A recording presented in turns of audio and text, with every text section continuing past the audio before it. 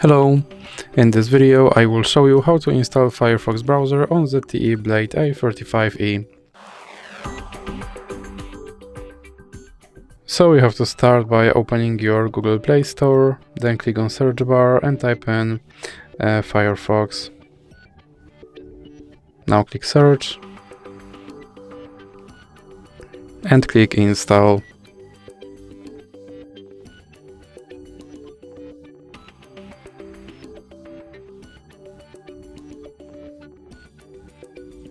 Now you can click open, and here you can select your default browser, or you can click cancel, and now you can add Firefox widget, or you can click not now. Here you can sign in to your Firefox account, or you can click not now, and you can turn on notifications, or you can click not now. Here you can select your theme, or you can click save and continue, and you can select your toolbar placement, or you can click save and continue again. And as you can see, my Firefox browser is now installed and is ready to use, so that's it for this video.